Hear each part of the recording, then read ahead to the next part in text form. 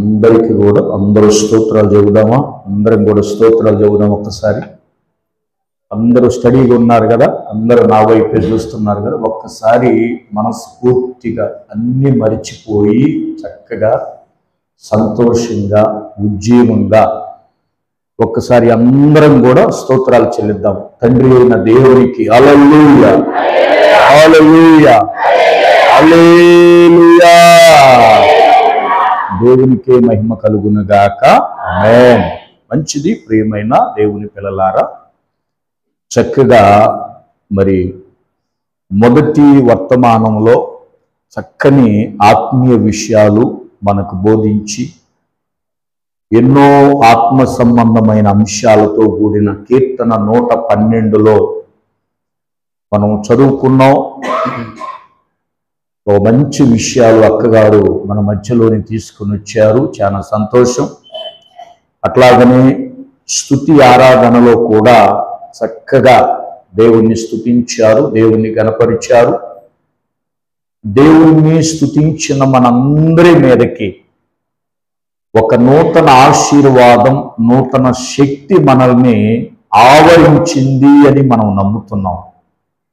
నమ్మిన వాళ్ళందరూ స్తోత్రం చెప్పండి. ఆ మాట నమ్మారు కదా, ఇప్పుడు గట్టిగా చెప్పండి. నమ్మితే ఇంకొకసారి గట్టిగా చెప్పండి.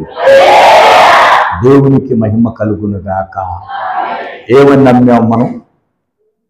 దేవుని శక్తి మనలను ఆవరించింది. ఆయనను ఆరాధించేటప్పుడు, ఆయనను గణపరిచేటప్పుడు నమ్ముతున్నాం. ఎందుకో తెలుసా? ఏది పొందుకోవాలన్నా నీతిమంతుడు, ఏది పొందుకోవాలన్నా దేవుని దగ్గర నుంచి ఏం కావాలి? మూలమైంది అవుతుంది విశ్వాసం. ఏంటిదమ్మా? విశ్వాసము ద్వారానే మనం పొందుకుంటాం. ఈరోజు చక్కని ఆరాధించారు, చాలా సంతోషం.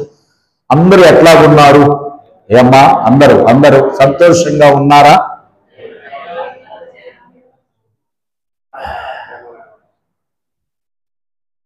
అందరూ ముఖాలు సంతోషంగా ఉన్నాయా? అందరూ హ్యాపీగా ఉన్నారా? సంతోషంగా ఉన్న వారందరూ కూడా మీ చేతులు చూపిస్తారా? కుడి హస్తాలు. సంతోషంగా ఉన్నాము అన్న వాళ్ళందరూ ఒకసారి దేవుని స్తోత్రాలు చెల్లిస్తారా? హల్లెలూయా, గట్టిగా హల్లెలూయా, హల్లెలూయా. దేవునికే మహిమ కలుగునుగాక. ఆమేన్. మంచిది ప్రియ దేవుని పిల్లలారా, ఈరోజు అక్కగారు కూడా మన మధ్యలోనికి రావటానికి అక్కగారి ఆశ. మొదటి వారం నేను రాలేకపోయానయ్యా, రెండో వారం ఆత్మీయ బిడ్డలను చూసి పలకరించి చక్కగా విశ్వాసం కలిగి నమ్మకం కలిగి ఎంతో ప్రయాసతో ఏమండి వాస్తవానికి మరలా బల్లారాధనకే కదా అనుకోవాలి అక్కగారు. దేవుని స్తోత్రం. ఎందుకో తెలుసా? ఏ నెలలో ఆశీర్వాదం? బైబిల్ గ్రంథంలో ఒక మాట ఉంది, ఎప్పుడు పని. ఎందుకంటే మనం వచ్చే నెల అనుకుంటాం, కానీ ఈ నెల ఆశీర్వాదం, ఈ నెల పోతే మరలా వచ్చిద్దా? ఇంకొక నెల వచ్చిద్ది, కానీ ఈ ఆశీర్వాదం ఈ నెలలో దేవుడు మనకేం కావాలో. అందుకనే అక్కగారు ప్రయాసతో మన మధ్యలోకి వచ్చారు. చక్కగా చాలా సంతోషం ప్రియమైన దేవుని పిల్లలారా. అట్లాగనే మరి కీర్తి స్మరణ రక్షణ విషయంలో కూడా అక్క కళ్ళారా చూసింది, చాలా ధన్యురాలు. యేసయ్యకు మహిమ కలుగునుగాక. దేవుని సన్నిధిలో మనలందరినీ క్షేమంగా దేవుడు ఉంచాడు, చాలా సంతోషం ప్రియ దేవుని పిల్లలారా. పోయిన ఆదివారం నుంచి ఈ ఆదివారం వరకు మనలందరినీ దేవుడు సంతోషంగా క్షేమంగా ఆరోగ్యంగా ఉంచినందుకు యేసయ్యకు మహిమ కలుగునుగాక. ఆమేన్. దేవుని సన్నిధిలో ఇందాక అక్కగారు మొదటి వర్తమానం ఏం చెప్పారు? ఆయన ఆజ్ఞల యందు అధికముగా ఆనందించువాడు ధన్యుడు. నీతిమంతుని మీదకి ఆశీర్వాదాలు వస్తాయి. ఎవరికి? ఏం చదువుకున్నాం? నీతిమంతుడి మీదకి ఏమొస్తాయి అంట? అందరూ శ్రద్ధగా వినండి. మధ్య మధ్యలో కూడా ప్రశ్నలు వేస్తాను నేను. అందుకని మీరు యాక్టివ్గా ఉన్నారా, యాక్టివ్గా ఉన్నారా లేదా అంటే అనాలోచనగా ఎక్కడైనా ఉన్నారా? అందుకనే నీతిమంతుల మీదకి ఆశీర్వాదాలు వస్తాయి. నీతిమంతుడు ఎట్లాగా ఉంటే ఆశీర్వాదాలు వస్తాయి? యథార్థంగా ఉంటే ఆశీర్వాదాలు వస్తాయని మనం చదువుకున్నాం. ఆ నీతిమంతుడు ఇంకా ఎట్లాగా ఉంటే దేవుని ఆశీర్వాదాలు పొందుకుంటాడో మనం హెబ్రీ పత్రికలో నుంచి ఒక చిన్న మాట ఈ పగటి కాలంలో హెబ్రీ పత్రిక అందరూ తీయండి. హెబ్రీ పత్రిక అందరూ తీసే ముందు పోయిన వారం వాక్యం గుర్తుందా? అది మాత్రం మర్చిపోను, మళ్ళా వెనక్కే వచ్చా నేను.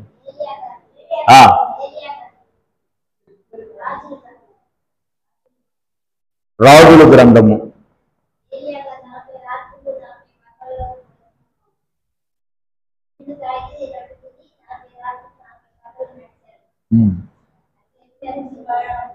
అమ్మా అసలు అంశం మీరు కరెక్టే, అసలు అంశం మర్చిపోయా నేను అడిగింది కాదు. మీరు పాయింట్లు చెబుతున్నారు, ఈ పాయింట్లు పైన అసలు అంశం చెప్పా. మీరు ఏంటంటే పాయింట్లుగా నేను అడిగింది కాదు.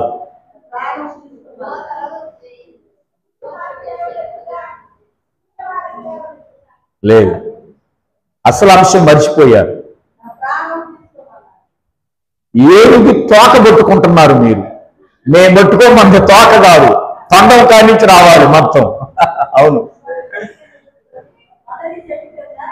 కాదు, నేను చెప్తా. ప్రభురాత్రి భోజనములో ఉన్న ఆశీర్వాదాలు ఏంటిది? మొట్టమొదటి అసలు ఏంది మన పాఠం? ప్రభురాత్రి భోజనములో ఉన్న ఆశీర్వాదాలు. ఇప్పుడు అది గుర్తొచ్చిందా? అది రాసుకోవాలి, అంశం రాయాలి, మీరు పాఠం రాయాలి. పాఠం రాయకుండా ఆన్సర్ రాసి పెట్టుకుని పాఠం పైన ఏం చదువుతారు? దేని గురించి పాఠం అంటే పాఠం ముందు కావాలి, పాఠం రాయాలి. ఏంటి ఆ పాఠం? పోయిన వారం ప్రభు శరీరం, ప్రభు రక్తములో ఉన్న ఆశీర్వాదాలు చెప్పారు.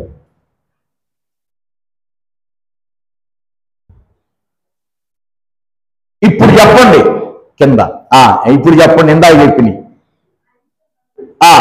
ఒకటి, ప్రభురాత్రి భోజనం వలన ఏమొస్తుంది? మొదటి ఎవరు చెప్తారు? మొదట ఒకరు అధిక బలం, ఆత్మీయ బలాన్ని పొందుకుంటాము. ఏలియా గారు పొందుకున్నాడు. రెండవది, ప్రభురాత్రి భోజనం తినటం వలన ఒక్కళ్ళు చెప్పారు, ఒకటి ఆత్మీయ బలం వస్తుందండి అమ్మా. రెండవది, ప్రభురాత్రి భోజనం తిన్న వాళ్ళకి అపజయము ఉండదు, ఎప్పుడు జయమే. రెండు. మూడవది, వెరీ గుడ్, ప్రభురాత్రి భోజనం తిన్న వాళ్ళకి ఆ ప్రభురాత్రి భోజనం ఆశ కలిగిస్తుంది. ప్రభు కొరకు బ్రతకాలనే ఆశ అది పుట్టిస్తుంది ఆహారం. మూడు, ఎట్నో తంటాలు పడి మూడు విషయాలు ఇచ్చారు. నాలుగో విషయం అమ్మా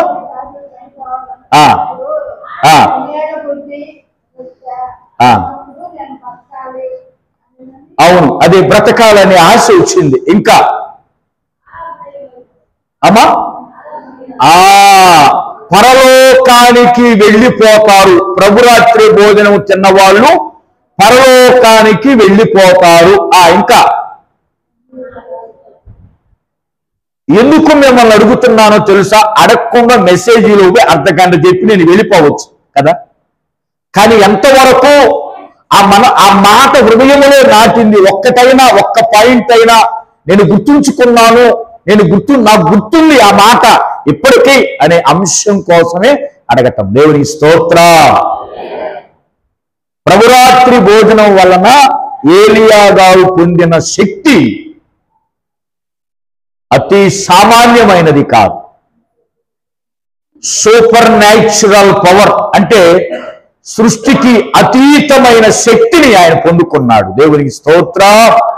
అది ఏ భోజనం? దేవుడు అనుగ్రహించిన భోజనం, ప్రభురాత్రి భోజనం. ఎంత శక్తి కలిగి ఉందో, ఎంత బలం కలిగి ఉందో మనం చదువుకున్నాం. ప్రియమైన దేవుని, ఈ వారం నీతిమంతుడు, దేవుని ఎదుట నీతిమంతుడు, ఆశీర్వాదాలు వస్తాయని కీర్తన 112లో చదువుకున్నాం. మనం అందరిని కూడా దేవుడు ఎట్లాగా చేశాడు? నీతిమంతులుగా చేశాడు. అవునా కాదా? మనమందరం నీతిమంతులమే. ఏమండి మీరు ఎట్లాగా చెప్తారంటే మనమందరం నీతివంతులమే. యేసయ్య రక్తములో మనల్ని కడిగి ఎట్లాగా తయారు చేశాడు? నీతిమంతులుగా నిలబెట్టాడు. దేవునికి మహిమ కలుగును గాక. ఇప్పుడు హెబ్రీ పత్రిక 10వ అధ్యాయం దగ్గరికి రండి. హెబ్రీ పత్రిక 10వ అధ్యాయంలో ఆ నీతిమంతుడు ఎట్లాగా జీవిస్తే దేవుని రాజ్యానికి వెళ్తాడు? 10వ అధ్యాయములో 37, 38, 39 వచనాలు చదవండి. ఇక కాలము బహు కొంచెముగా ఉన్నది, వచ్చుచున్నవాడు ఆలస్యము చేయకవచ్చును. నా ఎదుట నీతిమంతుడైన వాడు విశ్వాస మూలముగా జీవించును, కాని అతడు వెనుక తీసిన ఎడల అతని యందు నా ఆత్మకు సంతోషముండదు. అయితే మనము నశించుటకు వెనుక తీయువారము కాము, కానీ ఆత్మను రక్షించుకొనుటకు విశ్వాసము కలిగిన వారమై ఉన్నాము. యేసయ్యకు మహిమ కలుగునుగాక. ప్రియమైన దేవుని పిల్లలారా, కీర్తన 112లో ఉన్న ఆశీర్వాదాలు మనం పొందుకోవాలి అంటే దేవుని ఎదుట మనం ఎట్లాగుండాలి? 38వ వచనములో నా ఎదుట నీతిమంతుడైన వాడు అని బైబిల్లో వ్రాయబడింది. అండర్లైన్ చేసుకోండి, అది మెయిన్ మాట. నా ఎదుట నీతిమంతుడైన వాడు. ఎవరి ఎదుట చెప్పాలి? ఎవరి ఎదుట? మనుషుల ఎదుట, స్నేహితుల ఎదుట, బంధువుల ఎదుట, లోకం ఎదుట కాదు. ఆయన చూస్తున్నాడు, ఆయన గమనిస్తున్నాడు, ఆయన పరిశీలన చేస్తున్నాడు. మనలందరినీ దేవుడు పరిశీలన చేస్తున్నాడు. చేస్తున్నాడా లేదా? చేస్తున్నట్టు మనం ఎక్కడ గమనిస్తాం? కీర్తన 139లో అక్కడ ఇవ్వవలసిన పనిలే. ఇంకా 139లో ఏమంటాడు? అయ్యా నేను నిలవబడ్డా నీకు తెలుసు, కూర్చున్నా నీకు తెలుసు, ఆలోచించినా నీకు తెలుసు, పండుకున్నా నీకు తెలుసు, ఆకాశానికి పోయినా నీకు తెలుసు, నా చర్యలన్నీ నీకు తెలుసు, మాట రాకముందే తెలుసు, అన్నీ తెలుసు. అది నా తల వెంట్రుకలు కూడా నీవు లెక్కించి ఉన్నావు, నా ఎముకలు లెక్కించి ఉన్నావు, నా రక్తనాళా లెక్కించి ఉన్నావు. ఇక నేను చెప్పలేను. ఇంకా అన్నీ లెక్క పెట్టావు. ఇక నీ దృష్టికి నేను ఎక్కడికి పోయినా మరుగై ఉండటం కష్టమయ్యా అన్నాడు. అంటే అర్థం ఏంటంటే, నువ్వు చేనికి వెళ్తున్నా, నువ్వు ఆటోలో వెళ్తున్నా, ఒకవేళ నువ్వు మందిరంలో నుంచి బయటికి పోయి ఏం చేస్తున్నా, ఒకవేళ నేను ఏం చేస్తున్నా, నేను గుంటూరు విజయవాడ పోయి ఏం చేస్తున్నానో, హైదరాబాదు పోయి ఒంటరిగా నేను, ఇక్కడ సంఘం లేదు కదా, మన విశ్వాసులు ఎవరు లేరు కదా, ఏం సినిమా చూడొచ్చుగా, సినిమా చూడొచ్చుగా థియేటర్లో. కానీ ఎవరు చూస్తున్నారు? సంఘం చూడాలని కాదు మనం జీవించేది. ఎక్కడున్నా, ఎక్కడ జాబ్ చేస్తున్నా, ఎక్కడున్నా పరమ తండ్రి యొక్క నేత్రం మన వైపు ఉండునుగాక, మన వైపు ఉండునుగాక, మనల్ని చూచునుగాక. మనల్ని చూస్తుంది, జాగ్రత్తగా గమనించండి. చూడటం లేదు అనుకోకూడదంట, మనం చూస్తుంది. అప్పుడు ఆయన ఎదుట మనం ఎట్లా ఉండాలి? నీతిమంతుల్లాగా బ్రతకాలి. బ్రతకాలి మన ఆశ. ఏమండి, నాకు బ్రతకాలని ఉందండి, కానీ బ్రతకలేకపోతున్నా. ఏమి లేకపోతున్నా? కానీ బ్రతకాలని ఉంది, నాకు ఆశ. నేను నీతిమంతుడుగా నీతిమంతురాలుగా ప్రభు సన్నిధిలో మెచ్చుకునే విధంగా ఉండాలని ఉందండి, కానీ నా వల్ల కావటం లేదు అనేవాళ్ళు లేరంటారా? అనేవాళ్ళు లేరంటారా అమ్మా? ఉన్నారు. కొన్నిసార్లు మనం ఉండాలని అనుకుంటాం. ఏమనుకుంటాం చెప్పండి? తెల్లవారుజామున నేను ప్రార్థన అసలు చేయాల్సిందే. ఇంతమంది చేతులు ఎత్తారు, నేను ఎందుకు చేతులు ఎత్తలేకపోతున్నాను? ఇక పాస్టర్ గారు ఏమన్నా అనుకోక 4ంటికి లెగవాల్సిందే. అలారం పెట్టుకుంటాం మనం. 4ంటికి అలారం లేపిద్ది. మళ్ళా అలారం కళ్ళు చూసి 4 కదని అలారాన్ని సైలెంట్ చేస్తాం, అది మనం డిస్టర్బెన్స్ చేయకుండా. చెయ్యాలని మనం అనుకుంటాం, ప్రార్థన చెయ్యాలని మనం అనుకుంటాం, చదవాలని మనం అనుకుంటాం, పాడాలని మనం అనుకుంటాం, పరిచర్య చేయాలని మనం అనుకుంటాం, సేవ చేయాలని మనం అనుకుంటాం. కానీ ఆయన ఎదుట నీతిమంతులుగా మనం ఏం చేయాలంట? బ్రతకటానికి మనం ప్రయత్నం చేయాలి. చేసినప్పుడు దేవుడు సంతోషిస్తాడు. అవునా కాదు? దేవుడు సంతోషిస్తాడు. ఒకతను బైబిల్లో ప్రపంచమంతా పాపములో మునిగిందంట. ఇక నీతిమంతులు ఎక్కడ చూసినా దేవునికి కనపడలేదంట. అందరూ వ్యభిచారులయ్యారు, అందరూ త్రాగుబోతులయ్యారు, అందరూ విగ్రహారాధికులైపోయారు. దేవుడంట పైనుంచి చూశాడంట. ఏమని? ఇంతమందిలో కనీసం ఒక్కడైనా ఉండాడేమోనని ఆయన తేరి చూస్తున్నప్పుడంట ఒకే ఒక్క వ్యక్తి కనపడ్డాడంట ఆయన దృష్టికి. నోవహు గారు. స్తోత్రం చెప్పండి, స్తోత్రం చెప్పండి, స్తోత్రం చెప్పండి గట్టిగా. అమ్మా, ఎంతమంది? 10 మందా? 5గురా? ఒక్కడా? మరి అంత జనాంగములో ఎంతమంది కనపడ్డాడు? ఒక్కడే, ఓన్లీ 1 మ్యాన్. ఒకే ఒక వ్యక్తి కనపడ్డాడు. ఆ వ్యక్తినంట ఆయన చూస్తున్నాడంట. దేవుడు చూస్తున్నాడు, దేవుడు గమనిస్తున్నాడు. ఎట్లాగా జీవిద్దామో చూద్దాం, ఎట్లాగా జీవిస్తాడో చూద్దామని ఆయన చూశాడు. లోకమంతా చెడిపోయింది, భూలోకం అంతా చెడిపోయింది. ఆయన ఒక్కడే దేవుని ఎదుట నీతిమంతుడుగా జీవించాడు. అందుకనే దేవుడు ఆయన్ని పిలిచాడంట. పిలిచి ఏమన్నాడు తెలుసా? కుమారుడా, నేను నిన్ను గమనించాను, నీవు నా ఎదుట నీతిమంతుడువై ఉండుట నేను. చదవండి, ఆదికాండం 7వ అధ్యాయం 1వ వచనం. యెహోవా, ఈ తరము వారిలో నీవే నా ఎదుట నీతిమంతుడువై ఉండుట చూసితిని కనుక నీవును నీ ఇంటివారును ఓడలోనికి. దేవునికి స్తోత్రం చెప్పండి, గట్టిగా స్తోత్రం చెప్పండి. ఈ తరము వారిలో, ఏ తరము? ఆ తరము ఫస్ట్ తరములో, ఈ తరము వారిలో. ఆ తరము ఎట్లా ఉంది?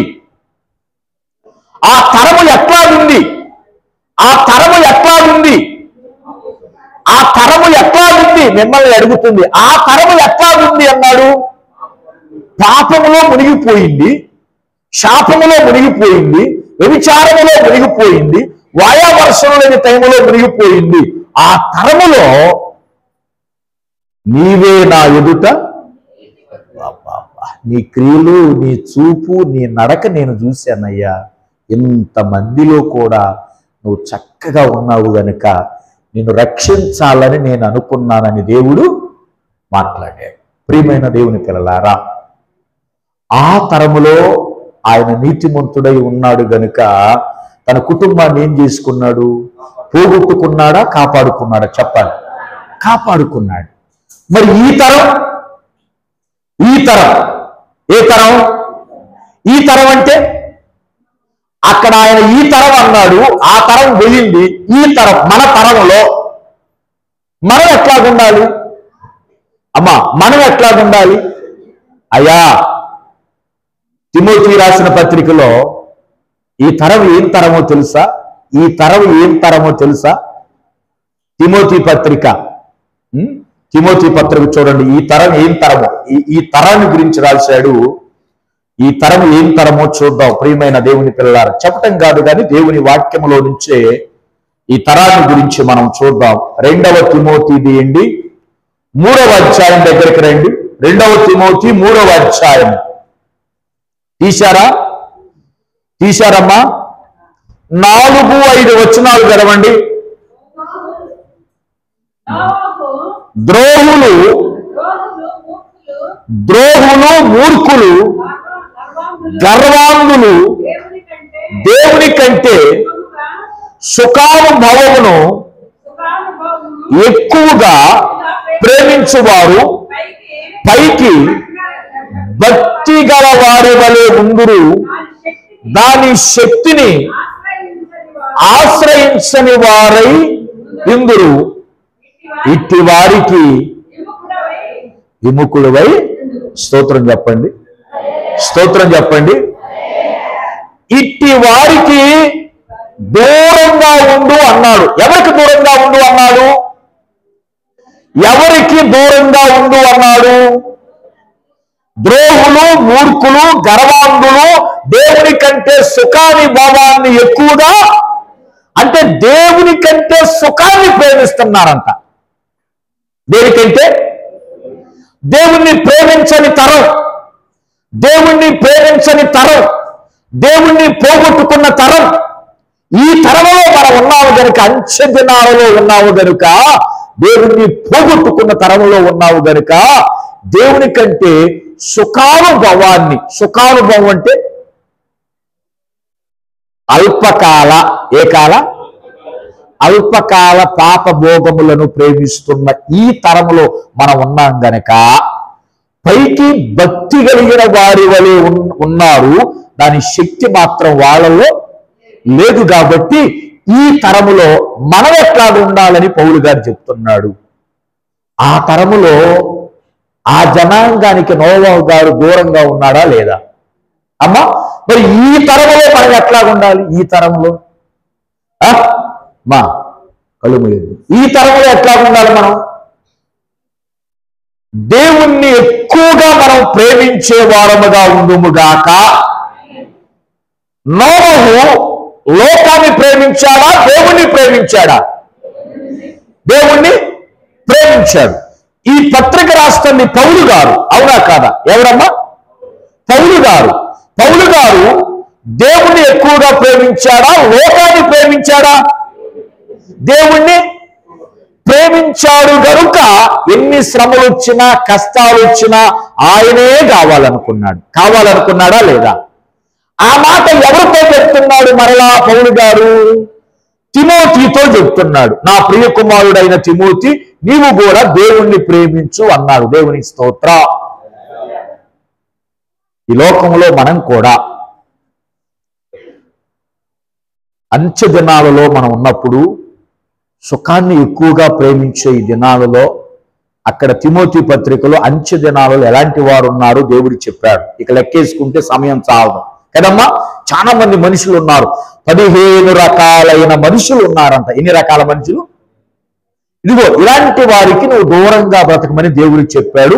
నా ఎదుట నీతిమంతుడుగా ఉండమని దేవుడు చెప్పాడు. ఒకవేళ ఇప్పుడు ఎబ్రీ పత్రిక దగ్గరికి రండి. నా ఎదుట నీతిమంతుడైన వాడు ఎట్లాగా జీవించాలంట? నీతిమంతుడు తిమోతి కావచ్చు, పౌలు గారు కావచ్చు, నోవహు కావచ్చు, వీళ్ళు ఎట్లాగా జీవించారు? విశ్వాస మూలముగా జీవించారు. యేసయ్యకు మహిమ కలుగునుగాక. ఎట్లాగా జీవించారమ్మా?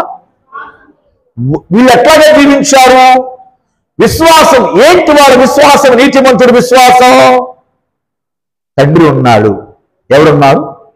నాకు దేవుడు ఉన్నాడు, నాకు తండ్రి ఉన్నాడు. పరమ తండ్రి నాకేం కావాలో ఇస్తాడు. నా తండ్రి నాకు సమస్తమైన పరలోక రాజ్యాన్ని ఇస్తాడు. నా తండ్రి కంటే నాకు ఎక్కువ ఏమీ విశ్వాసం కలిగి జీవించాడు. ఇప్పుడు ఆ విశ్వాసం ఏం చేస్తుందో తెలుసా? రాను రాను అంతకంతకు బలపడునుగాక. రోమాపత్రికలో మనం చూస్తే నీతిమంతుడు విశ్వాస మూలముగా అంతకంతకు అభివృద్ధి చెందుతాడంట. అవునమ్మా, రోమా 1వ అధ్యాయం చూడండి, 16-17 వచనాలు చూడండి. నీతిమంతుడు ఎట్లాగుంటున్నాడు? సిగ్గుపడివాడను కాను, ఏలయనగా నమ్ము ప్రతి వానికి, మొదట యూదునికి గ్రీసు దేశస్థునికి కూడా రక్షణ కలుగు చేయుటకు దేవుని శక్తి ఉన్నది. ఎందుకనగా నీతిమంతుడు ఏ మూలంగా? అందరు చెప్పండి అమ్మ, నోరు తెరిచి. ఏ మూలంగా? ఇంకొకసారి ఏ మూలంగా? మూడవసారి ఏ మూలంగా? అంటే నీతిమంతుడు దేని మూలంగా జీవిస్తాడు? చదువమ్మా. జీవించునని వ్రాయబడిన ప్రకారము విశ్వాస మూలముగా ఎంతకెంతకు ఎంతకెంతకు ఎంతకెంతకి అందరు చెప్పాలని మరలా అంటున్నా నేను. ఎంతకెంతకి ఎంతకెంతకి అంతకంతకంటే ఇక ముందే పొంది ఈ నీతిమంతుడు 112వ అధ్యాయములో ఉన్న ఆశీర్వాదాలు పొందుకోవాలంటే సామాన్యం కాదు. ఈ నీతిమంతుడు అంతకంతకు విశ్వాసములో బలపడాలి అని బైబిల్లో బలపడాలి బలపడాలి బలపడాలి బలపడాలి. మరి మనం బలపడుతున్నావా అమ్మా? వింటున్నారా ప్రశ్న? వింటున్నారా ప్రశ్న? మనం నీతిమంతుడు 112లో ఉన్న ఆశీర్వాదాలు 112లో ఉన్న ఆశీర్వాదాలు మనకు రావాలి,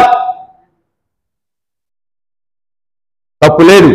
కానీ అంతకంతకు విశ్వాసములో బలపడాలి, ఆశీర్వాదాలు మనం పొందుకోవాలి. స్తోత్రం చెప్పండి, స్తోత్రం చెప్పండి. 112లో ఆశీర్వాదాలు ఎంతమంది కావాలని కోరుకుంటున్నారు?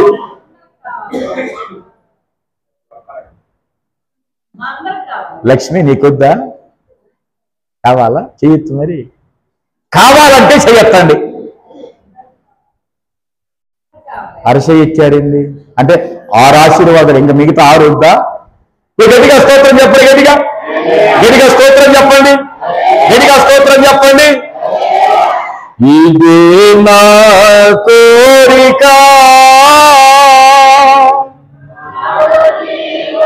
రాగమాలిక, ఇదే నా కోరిక నవజీవన రాగమాలిక, నవజీవన రాగమాలిక, ఇదే నా కోరిక. అందరూ పాడదామా? యేసులాగా ఉండాలని, యేసుతోనే నడవాలని పాడాలి. యేసులాగా ఎట్లాగా? ఎట్లాగా? ఎవరిలాగా?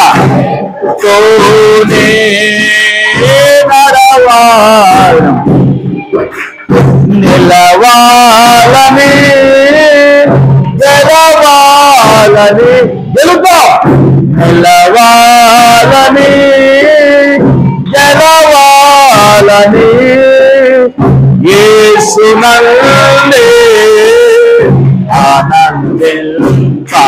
స్తోత్రం. యేసునందే ఆనందించాలని, ఇదే నా కోరిక నవజీవన రాగమాలిక, ఇదే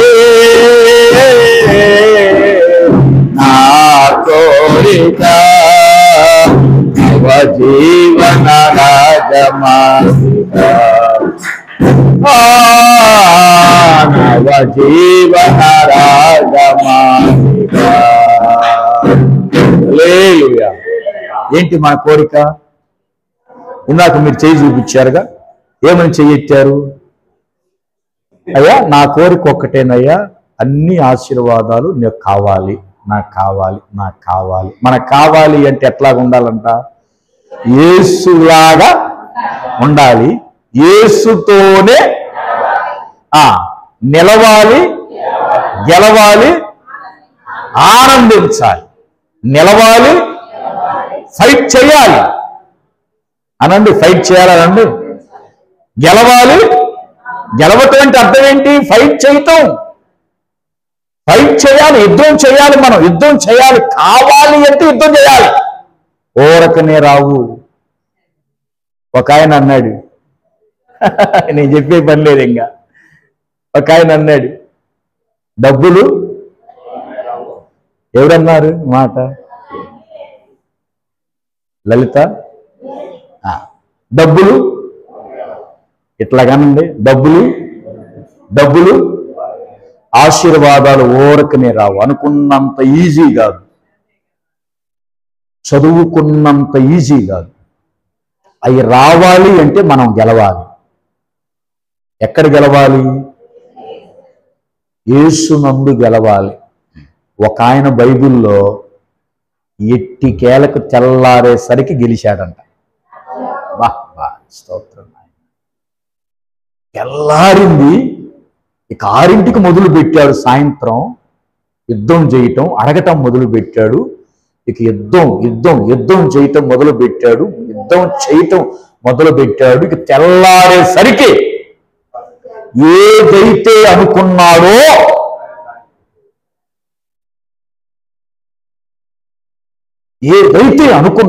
తెల్లారేసరికి దాన్ని పొందుకున్నాడు. యేసయ్యకు మహిమ కలుగునగాక. నీతిమంతుడు విశ్వాసం మూలంగా బ్రతకటం నేర్చుకోవాలి. ప్రతి దానికి నీతిమంతుడంట దేవుని మీద ఆధారపడాలి. అంటే అది చిన్నది కావచ్చు, ఏదైనా గుండు సూదితో సహా ప్రతి దానికి మన మూలం ఎవరు? దేవుడు. అది నీతిమంతుడు విశ్వాసం మూలంగా జీవిస్తున్నాడు. మంచిదే, జీవిస్తున్నాం, బాగానే ఉంది. తర్వాత ఏమన్నాడు తెలుసా? అతడు కానీ, అక్కడ ఏమన్నాడు? గాని అని ఉందా లేదా? గాని అన్నాడంటే అర్థం ఏంటి? అది ఏదో సంథింగ్ అక్కడ ఉంది, ఫైటింగ్ చేయాలి. ఏమని? కానీ ఈ ఉద్యోగం నీకిస్తా, కానీ ఈ లోను నీ 10 మందికి ఇస్తాం, కానీ లోన్ ఇచ్చే సహోదరు కూడా ఉంది మన మధ్యలో, ఇబ్బంది లేదు. అవునా కదా? కానీ అన్నాడంటే అందులో కథ ఏదో ఉంది, మెలక. నీతిమంతుడు విశ్వాసమూలంగా జీవిస్తాడు, నీకు ఆశీర్వాదాలు ఇస్తాను, నువ్వు అడిగినవన్నీ ఇస్తా. కానీ ఎవరి పెళ్లి కొడుకు మంచోడే, కానీ పెళ్లి కూతురు మంచిదే, కానీ అంటే ఏదో ఒక చిన్న లోపం ఉంది అక్కడ. ఇక్కడ బైబిల్లో కూడా కానీ అతడు వెనుక్కు తీసిన ఎడల అతని యందు నా ఆత్మకు. ఎవరు వెనుక్కు తీసేది, వెనకంజ వేసేది ఎవరంటే, అప్పుడు దాకా దేవుడితో జీవించిన వ్యక్తి ఒక్కసారి గనక నువ్వు వెనక్కబోయావనుకో, దేవుడు ఏం చేస్తాడండి? దుఃఖపడతాడా లేదా? పడతాడా లేదా? ఉదాహరణ చెప్తా. మీ బిడ్డ రన్నింగ్ రేసులో పాల్గొన్నాడు, అందరికంటే బాగా పరిగెత్తుతున్నాడు. పరిగెత్తేవాడు ఒక్కసారి ఆగాడనుకో, నీకు ఎట్లాగుంటది? ఏంది పరిగెత్తట్లేదేంది, ఆగాడేంది, ఏంది పరిగెట్టలేదేంది. వాళ్ళ నలుగురు వెళ్ళి ఆ బారుకున్న రెబ్బెను పట్టుకున్నారనుకో, ఇతను పట్టుకోలేదనుకో, చెప్పండి తండ్రికి ఎట్లాగా ఉంటది? తండ్రికి ఎట్లాగా ఉంటది? చాలా బాధ. అయ్యో నా బిడ్డ బహుమానం పొందుకోలేడే. తండ్రికి చాలా బాధపడతాడు. మన జీవితాల్లో కూడా మనం విశ్వాస మూలంగా జీవిస్తున్నాం, తండ్రి ఎదుట నమ్మకంగా ఉన్నాం, కానీ మనం వెనక్కి తీసామనుకో, మనం పడిపోయామనుకో, దేవునికి ఎట్లాగుంటుందమ్మా? ఆనందంగా ఉంటుందా? ఎట్లాగుంటుంది? బాధగా ఉంటుంది. దేవుడు ఏది చెప్పినా మనం చేయాలి. పరిశుద్ధ గ్రంథంలో ఇతను వెనక్కి వస్తాడా, వెనక్కి రాడా, నేను చెప్పిన పని చేస్తాడా లేదా అని ఒక భక్తుడిని దేవుడు పరిశీలించాడంట. కఠినమైన పరీక్ష పెట్టాడంట, కఠినమైన పని ఇచ్చాడంట. జాగ్రత్తగా వినండి. కఠినమైన పని ఇచ్చాడంట. ఏ తండ్రిని ప్రపంచములో అడగని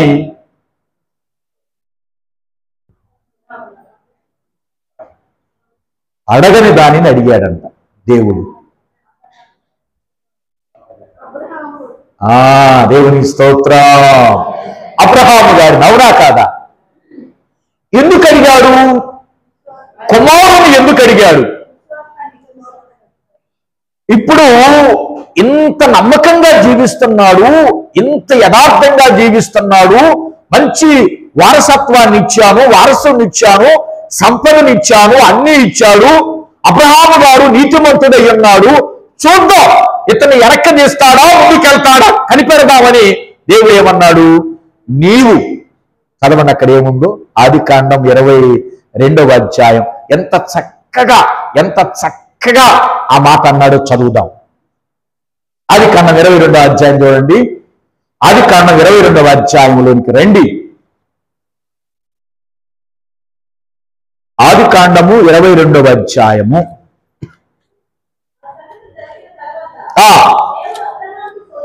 దేవుడు అబ్రహామును పరిశోధించెను. ఎట్లనగా ఆయన అబ్రహామా అని పిలువగా ఆ చిత్తము ప్రభువా అనెను. అప్పుడు ఆయన, నీకు ఒక్కడయ్యున్న నీ కుమారుణ్ణి అనగా నీవు ప్రేమించు ఇస్సాకును తీసుకొని మోరియా దేశమునకు వెళ్ళి అక్కడ నేను నీతో చెప్పు పర్వతములలో ఒకదాని మీద దహన బలిగా అతన్ని అర్పించుమని చెప్పెను. దేవుని స్తోత్రం చెప్పండి. దేవుడు అబ్రహాము గారు ఇంటిలో ఉన్న వస్తువులలో ఏ వస్తువును అడిగాడు? అబ్రహాము ఇంటిలో ఉన్న వస్తువుల్లో ఏ వస్తువును ఇమ్మని అడిగాడు? కాదు. అసలైన పదం కాదు. నీవు ప్రేమించు అంటే ఇప్పుడు అబ్రహాము గారు ఇంటిలో ఉన్న వస్తువులన్నిటికంటే దేన్ని ప్రేమించాడు? అది అడిగింది. అమ్మా, దేన్ని ప్రేమించాడు అబ్రహాము గారు? అందరూ నాకల్లి చూడండి. ఇస్సాకుని ఎందుకు ప్రేమించాడు? లేక 100 సంవత్సరాల వయస్సులో వృద్ధాప్యములో పుట్టాడు కాబట్టి ఇస్సాకుని ఇక ఎక్కువగా ప్రేమించటం. ఇప్పుడు చెప్పండి, దేవుడు ఏ వస్తువుని అడిగాడంటే, అబ్రహాము దేనినైతే ఎక్కువగా ఇష్టపడుతున్నాడో, దేని మీదనైతే మోజు పడుతున్నాడో ఆ వస్తువుని అడిగాడు. ఎందుకు అడిగాడు? ఆ వస్తువుని ఇస్తాడా లేదా? ఇప్పుడు కుమారుడు కంటే నన్ను ఎక్కువగా ప్రేమిస్తాడా లేదా అని అడిగాడు, తెలుసుకోవటానికి అడిగాడు. అబ్రహాము గారు ముదురు కదా, అయ్యగారు సామాన్యమైన విశ్వాసమా? స్తోత్రం చెప్పండి. అబ్రహాము గారు సామాన్యమైన విశ్వాసమా? దేవుని లీలలన్నీ చూసి చూసి చూసి 100 ఏళ్ళు కాసి వడపోసిన అయ్యగారికి అర్థమైంది ఏందో తెలుసా? ఆహా, తండ్రి నీకంటే ఈ కుమారుడు ఎక్కువైన వాడు. ఈ మాట గట్టిగా చప్పట్లు కొడదాం, గట్టిగా గట్టిగా గట్టిగా. ఏ మాట గుర్తారు? చప్పట్లు చెప్పండి. కుమారుడు ఏందయ్యా, నువ్వు అడిగితే ప్రాణమైనా.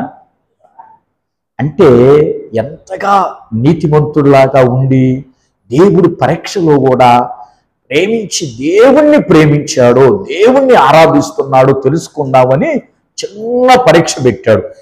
ఈ పరీక్షే మనకు పెడితే, యెరూషలేము సంఘములో పెడితే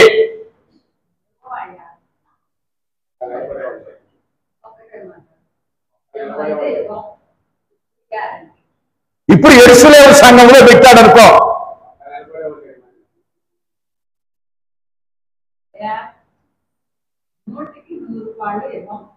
దేవుడి స్తోత్రం.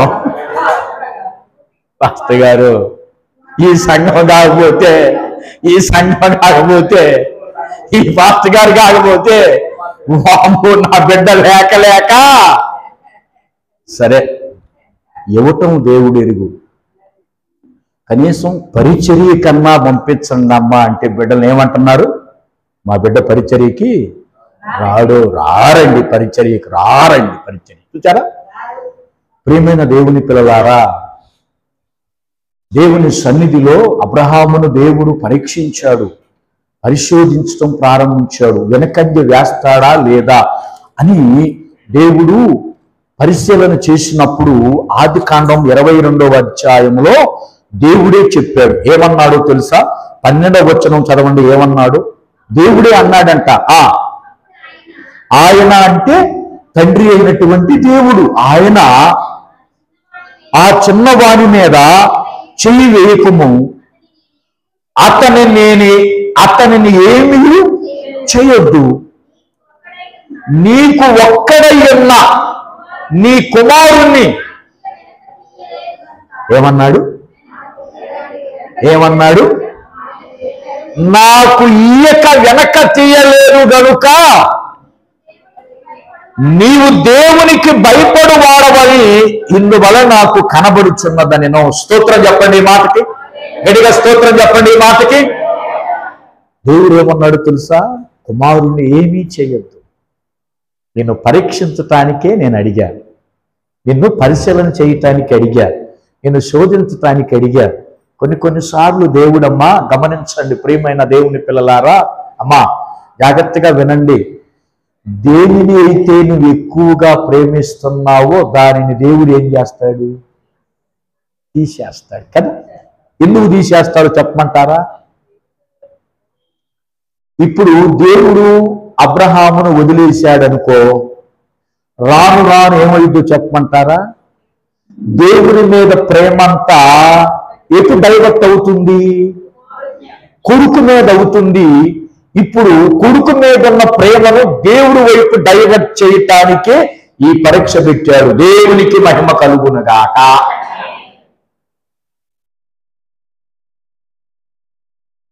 ప్రతి మనిషికి ముళ్ళు పెడతాడు. ఈ ముళ్ళు ఎందుకు? దేవుని మీద ప్రేమ ఎంతుందో తెలుసుకోవటానికి.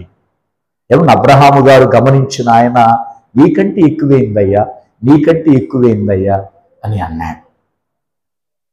బైబిల్ గ్రంథములో ఇంకొక ఆయన ఉన్నాడండి. ఈయనేమో కుమారుని బలిగా ఇవ్వటానికి సిద్ధపడ్డాడు, దేవుడు ఆపాడు. బైబిల్ గ్రంథములో ఇంకొక భక్తుడు ఉన్నాడంట. ఆ భక్తుడంట కుమార్తెను బలిచ్చాడంట దేవునికి. ప్రశ్న జాగ్రత్తగా వినండి. బైబిల్ గ్రంథములో ఇతను అబ్రహాము గారు బలి ఇవ్వబోయేసరికి దేవుడు వద్దన్నాడు. బైబిల్ గ్రంథములో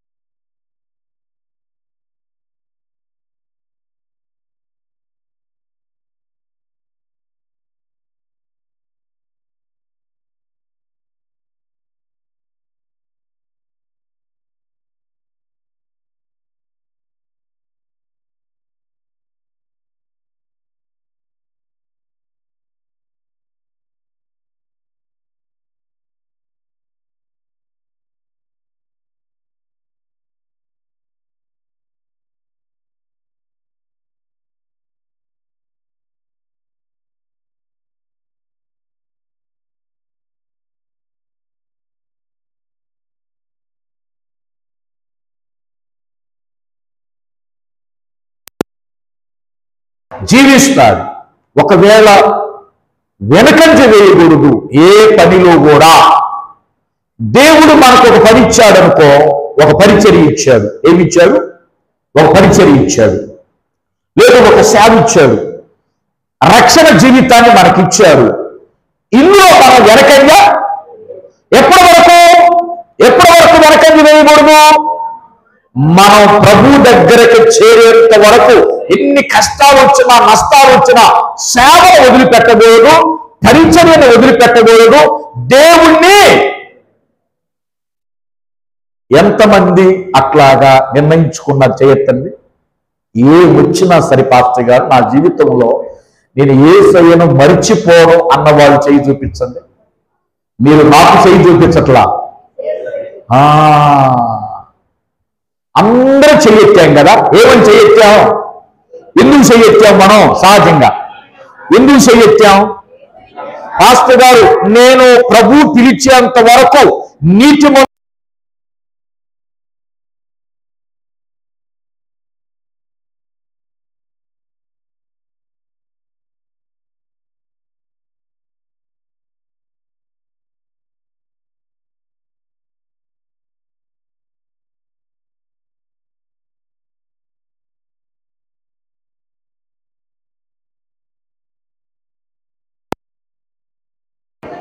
మనము నశించుటకు వెనుక తీయవారము కాము గనుక ఆత్మను రక్షించుటకు విశ్వాసము కలిగిన వారమై. ఇప్పుడు గట్టిగా స్తోత్రం చెప్పండి, గట్టిగా స్తోత్రం చెప్పండి. వెనుక తీయకుండా ప్రభు పిలిచేంత వరకు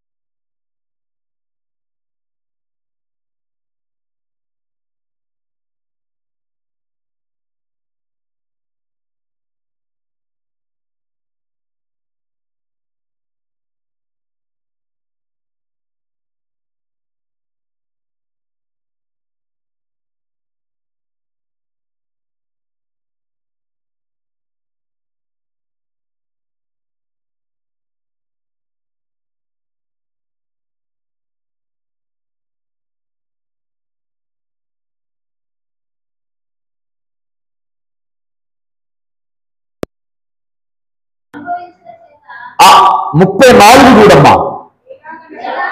ఏలగనగా మీరు ఖైదీలో ఉన్న వారిని కరుణించి మీకు మరి శ్రేష్టమైనది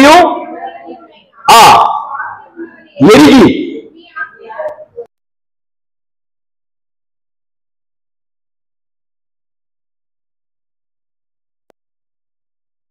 మాటకి ఆస్తిని కూడా వదిలిపెట్టారంట. దేన్ని చెప్పండి?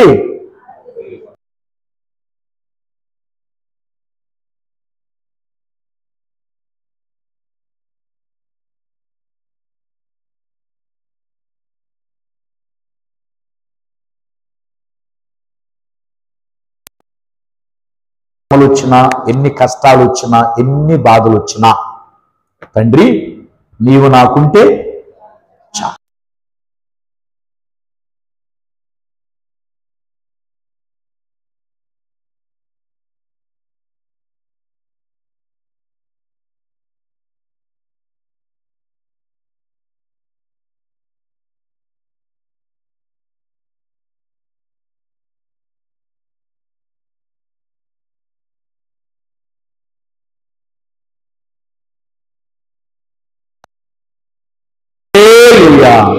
దేవునికి మహిమ కలుగునగాక.